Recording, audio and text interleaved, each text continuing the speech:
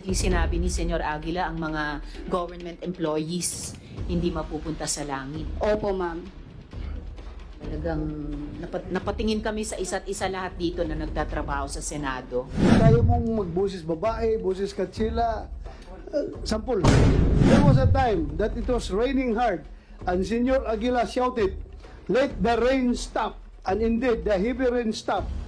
Since then, we really became diehard believers because of his supposed powers. Yes po, sir. Huminto talaga ang ulan, pagsabi niya. Baka accidentally lang po din po, sir, yung...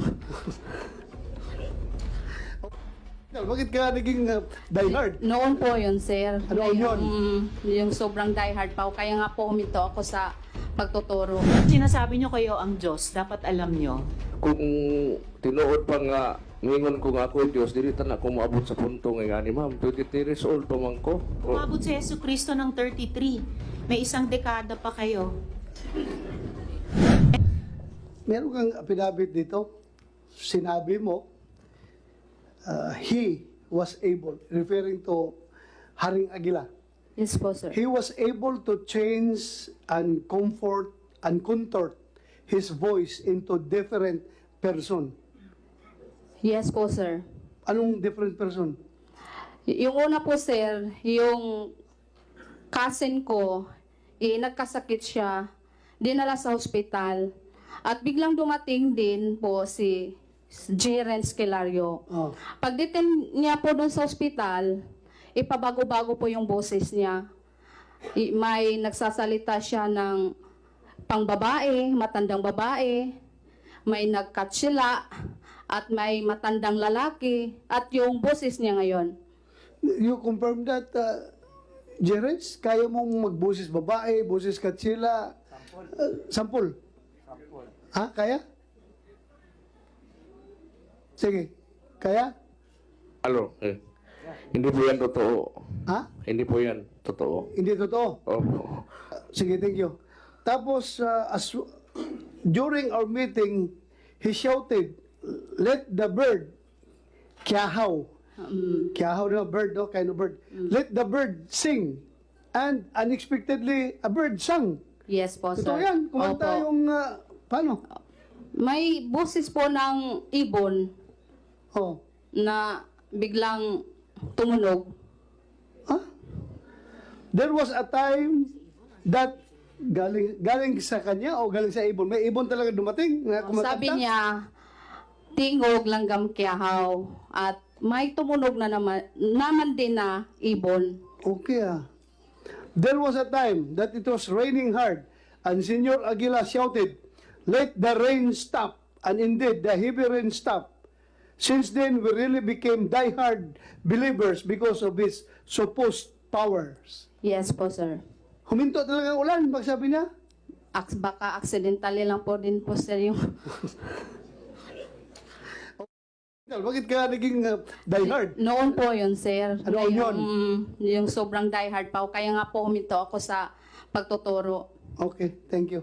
Senator Risa, go ahead. Salamat kay Mr. Chair. At ma'am, sabi din po ni Mr. Galanida, gusto daw nila magtayo ng school. Ano pong tingin nyo doon sa planong yon? Ngayon lang din po sila nagplano na magtayo ng school nung pumutok na po yung kaso, ma'am. Bakit ganun yung timing? Sabi nga nung ibang tao na nandun pa sa baba, sa bundok, parang cover up ba? Yung cover up na hindi sila matatawag na kulto doon. So pati yung pagtatayo ng school na ipinagbabawal naman ang mga bata makapag-aral, ngayon gustong gawin para i-cover up yung Opo. mga akusasyong iniimbestigahan. Opo, ma'am. Saka ma'am, ano exactly yung pinangako? Ano exactly yung pinangako sa inyo ni Senyor Aguila kaya kayo sumali noon? Pinapangakuan po kami, ma'am, ng langit. Pag makasunod po kami sa kanya, lahat po kami ay mapupunta sa langit. At yung hindi sumunod doon sa kapihan, ay pupunta kami sa impyerno. Balita po namin, explicitly sinabi ni Senyor Aguila ang mga government employees hindi mapupunta sa langit. Opo, ma'am. Talagang napatingin kami sa isa't isa lahat dito na nagtatrabaho sa Senado. So, bakit po kayo nakumbinse noon na sumama? Dahil po sa mga insidenteng Opo. binasa ni Chair sa affidavit nyo. Opo, ma'am. At Senyor Aguila, ilan po ang nakalibing sa sementeryo ayon sa record nyo? Hindi ko po alam. Sir, sinasabi nyo kayo ang Diyos, dapat alam nyo. Ilan po Hindi nakalibing po, sa sementeryo? Pwede mo Bisaya. Pwede. Kung tinuod pa nga, mingon ko nga ako, Diyos, dili ta na ako maabot sa punto nga gani, ma'am. 23 years old pa man ko. Dili. 23? 22 mo, 23 pa karong 22 February. ka? Opo. Oh, Sorry po. okay. Kung totoo na sinabi mo na ikaw ang Diyos, hindi ka na sana umabot sa ganitong punto na naging na 23 years old ka pa. Hindi, sir. At saka, Hindi- Mr. hindi Chair, ako- umabot si Yesu Cristo ng 33. May isang dekada pa kayo. So, Ma'am Riza, nag-aaral ba yung mga bata na nasa kapihan? Yung mic nyo po. Magandang hapon po, Your Honor. Yung mga bata po doon ay hindi nakapag-aral. Okay. Mismo po yung anak ko, pagbaba na namin sa patag, doon pa po siya nakapag-aral. I see.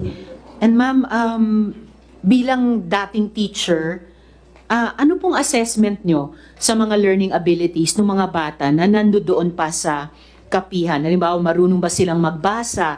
Marunong ba silang magsulat? Kanina, iniyakan ni Elias Renz na at 12, hindi pa siya nagsusulat. Marunong ba sila sa arithmetic? Yung ibang bata po, ma'am, na nakapag-aral sila before pumunta dun sa bukid, marunong silang magsulat at makapagbasa. Pero yung mga bata from age 5, hindi na po sila marunong makapagsulat at magbasa. Okay. At mga ilan kaya yung mga batang sa ganong age range mula 5 pababa? Marami po, ma'am, dahil naka-barak sila yung age 5 up above, nasa 200 plus yata sila doon. Wow.